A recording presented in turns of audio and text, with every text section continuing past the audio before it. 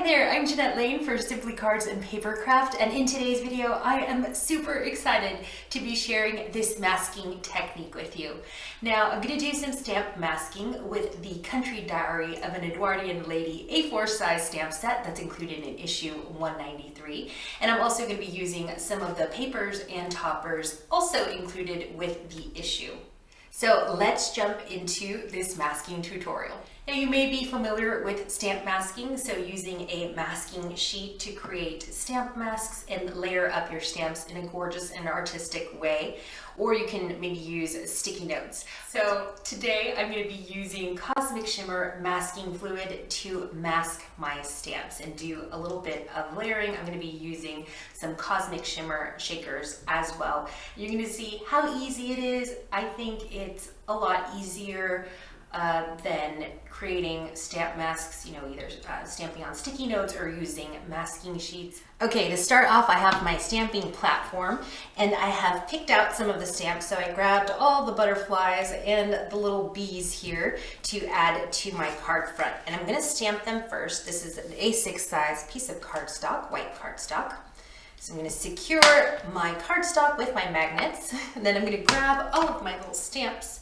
So I have the butterfly, little butterfly, quite a few butterflies in the larger butterfly, and I'm just going to arrange these in a way that makes me happy. All right, so we kind of have a nice little spread of our insect friends. So that is looking good, and I'm going to stamp my first layer, which is just going to be in black. And I'm going to be using a hybrid ink just so that you can, I don't know, I like using hybrid inks. They are part of my staple stash now ever since I started using them, because if you change your mind, let's say you want a watercolor, but then you change your mind midway and you want to stick to alcohol markers, then you don't have to worry about your ink bleeding or fading. So super happy to use a hybrid ink. It's really changed my stamping. I don't have to think like, oh, which ink do I need for this again? So it's super helpful, and I'm using Nouveau hybrid ink in black shadow. So that looks good, and we're just going to stamp our card. Okay, I'm done with my stamping, and now it's time to add our masking fluid. And I'm going to use a tiny paintbrush, just like a fine detail paintbrush, especially because these stamps have just all these little amazing details along the edge. So I'm going to open up my masking fluid, and as you can see, it's very liquidy. It's like watery green paint. And we're just going to dip our brush into the liquid, masking liquid, and we're going to paint right over our stamped image. To be safe, I would paint over these images twice. So paint one layer and then let it dry, and then paint a second layer. Now I do recommend that when you are painting, take your time. You want to make sure to get all of the detail, especially if you have such a gorgeous, detailed and intricate stamp like the ones included in issue 193. And you also want to do this in layers. So you want to add a thin layer first, let that completely dry, and then go back once that's dry and add a second layer. If you want to be brave, you can add a thick layer on the first go, but just make sure that it completely dries before you add any additional layers to it. So this masking fluid is going to dry, and what you're going to be able to do is stamp over it. You can ink over it, you can watercolor over it, use your Distress Oxides, Distress Inks. I'm going to be using some embossing, clear embossing powder, along with some Cosmic Shimmer shakers, which are like a mica colored powder.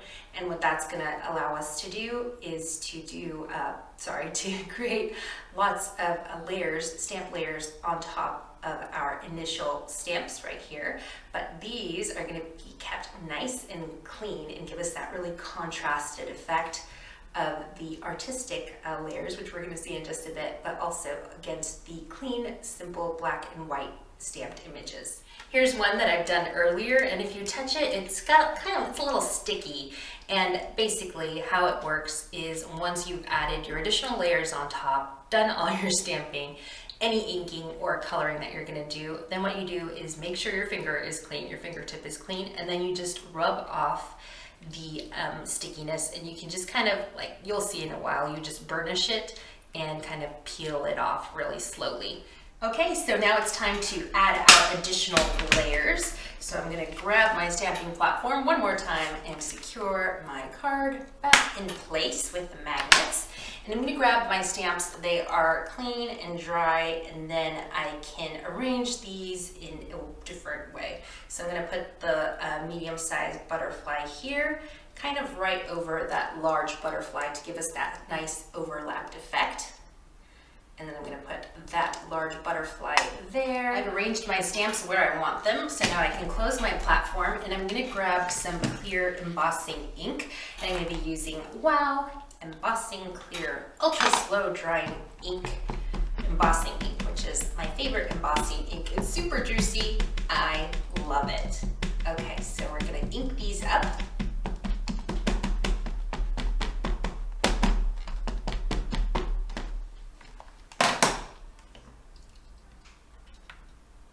And then we're going to stamp right over our first layer that's nice and masked with our masking fluid.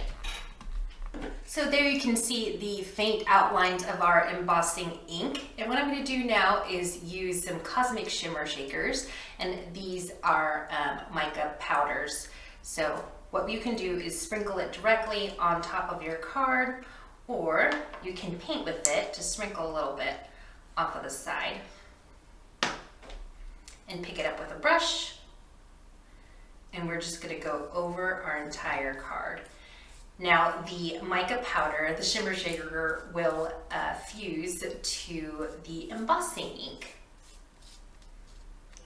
And this gives us a really nice effect. You can mix your shimmer shakers.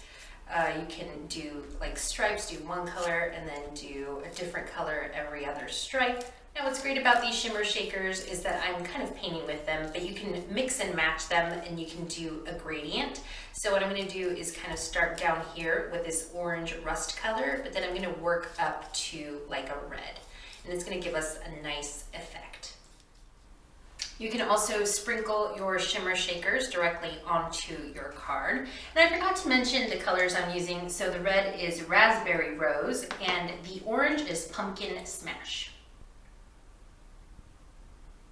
Just kidding, Pumpkin Splash.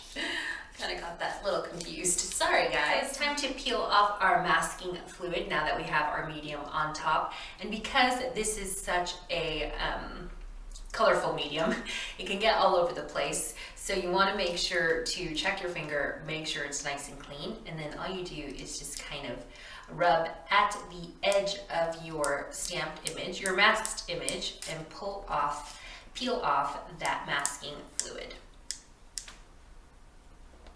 Once you get a little piece of it off, it's really easy to just peel the rest off, but make sure you, of course, go gently. You don't want to accidentally tear your paper. It should not stick to your paper, but always just go nice and slow. And plus, it's really satisfying to peel this off. I don't know why.